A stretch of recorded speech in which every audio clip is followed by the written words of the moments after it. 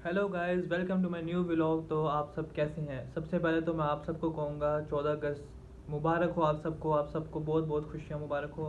आज 14 अगस्त है। 14 अगस्त वो तारीख जिस दिन पाकिस्तान वजूद में आया था। इस पाकिस्तान दुनिया के नक्शे पे उभरा था एक नए मुल्क की तरह। ठीक है, तो आप सबको जश्न आज़ादी बहुत बहुत मुबारक हो। उम्मीद है आप सब अच्छा मना रहे होंगे, 14 अगस्त सेलिब्रेट कर रहे होंगे उसको धूमधाम से। तो गाइस अभी दोपहर का टाइम हो गया है। मैंने तो अभी कुछ ना मैंने कोई झंडियाँ लगाई हैं ना कोई झंडा वगैरह लगाया है। बस एम्प्टी, हम बस ऐसे ही मना रहे हैं। इतना कोई अब शौक ख़त्म हो गया। पहले वो शौक होता था लेकिन अब नहीं है शौक। ठीक है, छोटे होते से ही झंडियाँ लगाते होते थे, लंबी लंबी लाइनें बनाते थे झंडियों की, बहुत खुश होते थे जब बन जाती थी। फिर झंडा भी लगाते होते थे। ठीक है, लेकिन इस साल कुछ भी नहीं किया। ठीक है, अच्छा अब हो गया दोपहर का टाइम है, भूख लगी थी मुझे, तो अब मैं खाने लगा हूँ पास्ता। तो ये है मेरा पास्ता है, ये मैं खाने लगा हूँ इसको। ये इसके अंदर शिमला मिर्च वगैरह है। अभी खाना खाता हूँ।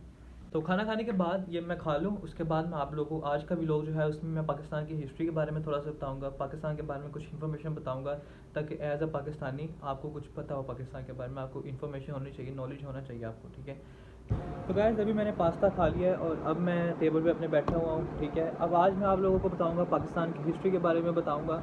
पाकिस्तान का सफ़र, मुसलमानों का सफ़र बड़े सगीर के अंदर, सब कॉन्टिनेंट के अंदर कैसे शुरू हुआ और कहाँ तक ये सफ़र कैसे चलता आया और कैसे 14 अगस्त 1947 को पाकिस्तान आज़ाद हुआ। ठीक है, ये बहुत लंबी हिस्ट्री है लेकिन मैं आपको इतना बड़ा नहीं डिटेल में नहीं बताऊँगा। मैं आपको ब्रीफ सा छोटा सा बताऊँगा ताकि आप बोर भी ना हो।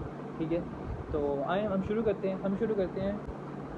तो पाकिस्तान यानी मुसलमान और हिंदुओं की आज़ादी का वक्त शुरू हुआ था 1857 से। ठीक है, 1857 से 1858 तक एक साल की जंग हुई थी जिसका जंग का नाम था वॉर ऑफ इंडिपेंडेंस। ठीक है, अच्छा अब अगर आप हिस्ट्री में भी पीछे जाकर पढ़ें तो इस वॉर ऑफ इंडिपेंडेंस की कई वजूहत थी, जिसमें पॉलिटिकल रीजंस भी हैं, इकोनॉमिक रीजंस भी हैं, सोशल और रिलीजियस रीजंस भी हैं। पॉलिटिकल रीजंस के अंदर ये आती है कि एक वो था लॉर्ड डलहौसी। ठीक है, ये एक ब्रिटिश जनरल था, ऑफिसर था, जिसने एक रूल लगाया था जिस रूल का नाम लैब्स ऑफ डॉक्ट्रिन। इसके अंदर यह था कि जो भी इंसान मरता था जिसका कोई इनहेरिटेंस नहीं होता था, जिसकी कोई औलाद नहीं होती थी, बच्चे नहीं होते थे जो उसकी ज़मीन ले पाते, तो वो वाली ज़मीन जाती थी ब्रिटिश कंट्रोल में। ठीक है, तो ऐसे वो करते होते थे। और जो ओथ है ना, जो नवाब ऑफ ओथ, जब वो फोत हुआ तो उसकी आगे बेटे थे जिनके पास उसकी जायदाद जा सकती थी, जानी चाहिए थी। ठीक है, लेकिन ब्रिटिश ने उसकी ज़मीन को कब्ज़े में ले लिया। उन्होंने कहा कि इसने अपने लोगों के साथ सही सलूक नहीं किया तो इसकी ज़मीन हम रखेंगे। ठीक है, ये रीज़न थी, कुछ रिलीजियस रीज़न भी थी। और जो एक और चीज़ जिसका गुस्सा आया था हिंदुओं को, मुसलमानों को, वो ये थी कि इंग्लिश को नेशनल लैंग्वेज बता दिया गया था, एडमिनिस्ट्रेटिव लैंग्वेज और ऑफिशियल लैंग्वेज बना दिया गया था, जो चीज़ उनको नहीं पसंद आई थी। क्योंकि उस दौर में पर्शियन और हिंदी बोली जाती थी या उर्दू बोली जाती थी, लेकिन वो नहीं चाहते थे कि इंग्लिश लैंग्वेज बने। और भी मुख्तलिफ रीज़न्स हैं लेकिन वीडियो लंबी हो जाएगी तो इसलिए हम आगे चलते हैं। फिर 1885 के अंदर एक और चीज़ होती है। 1885 के अंदर इंडियन नेशनल कांग्रेस बनती है। इंडियन नेशनल कांग्रेस इसलिए बनाई गई होती है ताकि इंडियंस के लिए, जो इंडियंस हैं उस जगह के अंदर रहने के लिए, उन लोगों के जो इंटरेस्ट हैं वो ब्रिटिश के सामने प्रेजेंट किए जा सकें, ब्रिटिश को एक्सप्रेस किया जा सके कि इंडियन इंटरेस्ट क्या है। ठीक है, तो उसके लिए इंडियन नेशनल कांग्रेस 1885 के अंदर बनी। फिर आ जाते हैं 1906 के अंदर एक और मेन इवेंट हुआ। 1906 के अंदर बनी थी Indian all India Muslim league. ठीक है, ये इसलिए बनाई गई थी ताकि मुस्लिम के जो व्यूज़ हैं, इंटरेस्ट जो है वो ब्रिटिश को रिप्रेजेंट किए जा सके। ठीक है, और 1905 के अंदर हुआ था पार्टीशन ऑफ बंगाल, जिसकी वजह से जिसकी इस पार्टीशन ऑफ बंगाल के बाद हुआ था। पार्टीशन ऑफ बंगाल के बाद मुस्लिम सोसाइटी के अंदर बहुत ज़्यादा अग्रेशन आ गई थी, जिस और पार्टीशन ऑफ बंगाल एक तरह से मुस्लिम की फेवर्स में था और इंडियंस की, मतलब कि इंडियंस के अगेंस्ट था। तो मुसलमानों के, क्योंकि पार्टीशन ऑफ बंगाल की वजह से बंगाल जो था वो 2 एरियाज़ के अंदर डिवाइड हो गया था। एक उसमें से एरिया जो था वो था मेजोरिटी मुस्लिम मेजोरिटी, दूसरा हिंदू मेजोरिटी। अब मुस्लिम मेजोरिटी वाले में मुस्लिम को फ़ायदा था, उनको फेवर मिल गई थी। अब वो नहीं चाहते थे कि पार्टीशन ऑफ बंगाल रिवर्स हो, लेकिन इंडियंस ने प्रोटेस्ट करना शुरू कर दी क्योंकि वो चाहते थे पार्टीशन जो है वो रिवर्स हो जाए। तो उन्होंने उसके अगेंस्ट, और बहुत सारी डिफरेंट रीज़न थी, अपने मुस्लिम व्यूज़ को रिप्रेजेंट करने के लिए मुस्लिम्स ने ऑल इंडिया मुस्लिम लीग, नवाब विकारुल मुल्क जो थे, उन्होंने 1906 के अंदर एक प्रेस वो होल्ड की थी, कॉन्फ्रेंस होल्ड की थी, जिसके अंदर उन्होंने ऑल इंडिया मुस्लिम लीग का आइडिया दिया था। ठीक है, फिर 1919 में आ जाते हैं। 1919 के अंदर एक बहुत ही इम्पोर्टेंट इवेंट हुआ था। इंडियंस जो है वो प्रोटेस्ट कर रहे थे। एक बाग है जालियांवाला बाग, अमृतसर के अंदर जालियांवाला बाग है, वहाँ पे मुस्लिम्स इंडियंस जो है प्रोटेस्ट कर रहे थे। और ब्रिटिश जो चाहते थे वो चाहते थे कि लोग प्रोटेस्ट ना करें, उन्होंने बैन लगाया हुआ था प्रोटेस्ट पे, ठीक है। लेकिन इंडियंस फिर भी प्रोटेस्ट कर रहे थे।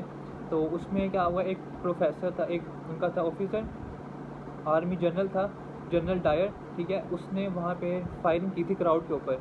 उसने पहले कहा था कि क्राउड चला गया तो ठीक है, नहीं तो हम क्राउड पे फायरिंग कर देंगे। तो उसने पूरे क्राउड के ऊपर फायरिंग उसने चलाई थी, जिससे बहुत सारे लोग, कुछ लोग फौत भी हुए थे, कुछ लोग ज़ख्मी भी हुए थे। फिर मेजर इवेंट इसके बाद आया था 1930 के अंदर, जिसमें सिविल डिसोबीडियंट मूवमेंट चलाई थी महात्मा गांधी ने।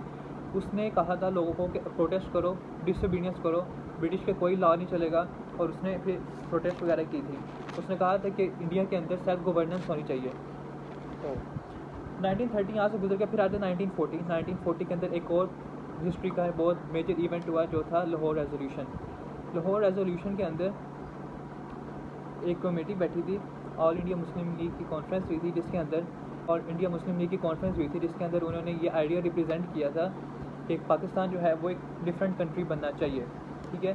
पाकिस्तान एक मुसलमानों के लिए डिफरेंट होमलैंड बनना चाहिए, जहाँ पे उनके पास अपने पॉलिटिकल व्यूज़ हों और सारा कुछ उनको फ्रीडम हो हर चीज़ की, ठीक है।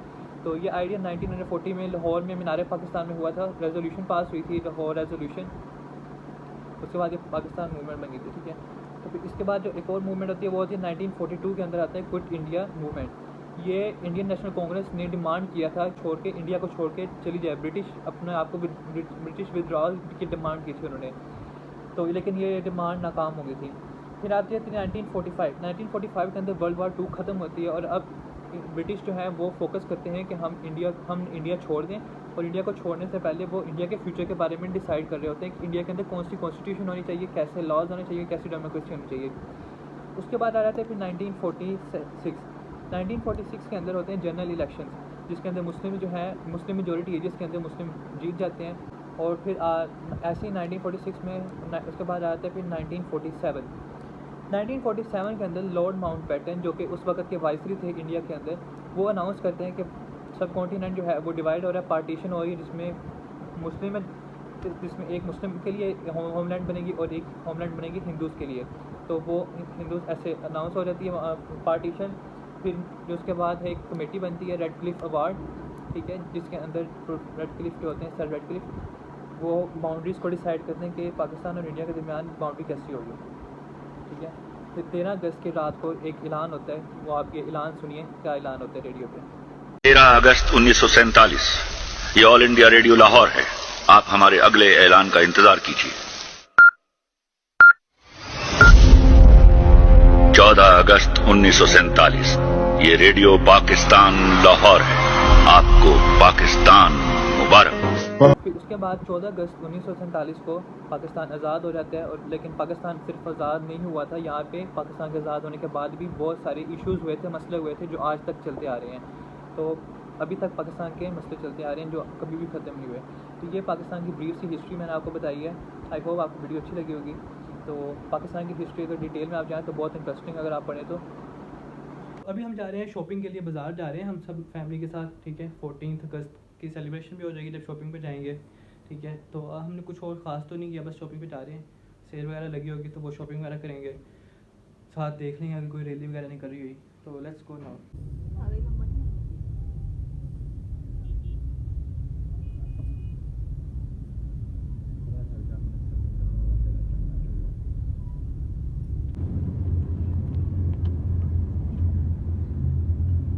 हेलो,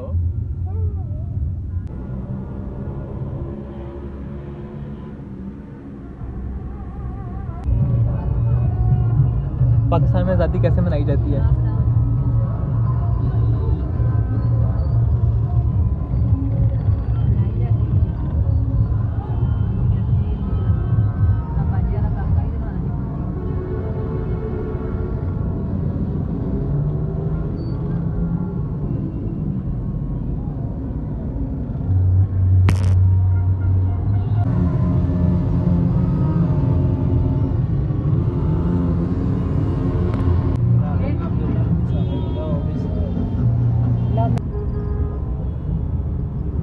वैसे ही बाजार बैठे घर ने।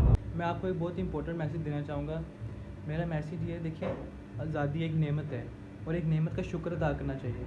नेमत का शुक्र अदा ऐसे होता है कि आप नवाफिल पढ़ें, अल्लाह ताला से दुआ मांगें कि अल्लाह ताला हमारे पाकिस्तान के मुस्तकबिल में बेहतर करे, जो भी हो बेहतर हो, अच्छा हो, अच्छे हुक्मरान दे, अच्छा मुस्तकबिल हो, भूख गुर्बत ख़त्म हो, ये सब दुआएं मांगनी चाहिए, अल्लाह का शुक्र अदा करना चाहिए, बजाय इसके कि आप ऐसे करें गलत काम करने के बजाय, टाइम वेस्ट करने के बजाय।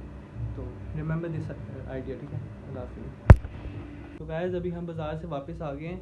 आप लोगों ने देखा है कितना रश है, किस तरह लोग बाजे वगैरह बना रहे हैं, बहुत ही जोश चढ़ा हुआ है लोगों को जश्न आज़ादी का। बिल्कुल आज़ादी के जोश में ना लोग अंधे हो गए हैं। तो आप लोगों ने देखा बहुत रश था, हमें बहुत टाइम लग गया ट्रैफिक के अंदर, ट्रैफिक रुकी पड़ी थी, बहुत डिस्टर्ब हो गया हम, काफ़ी रात का टाइम हो गया, लेट हो गए, हम सोने का टाइम है, सोने लगा। अभी भी नमाज़ भी पढ़नी मैंने, कुरान पाक भी पढ़ना है, फिर सोने जाके। तो अभी मैं लेट हो गया बहुत ज़्यादा, थक भी गया, नींद बहुत आ रही है, आंखों में भरी पड़ी है नींद। तो अभी मैं सोचता हूँ आज का भी लोग यहाँ पे एंड करते हैं। सी यू इन नेक्स्ट व्लॉग, तब तक के लिए अल्लाह हाफिज़।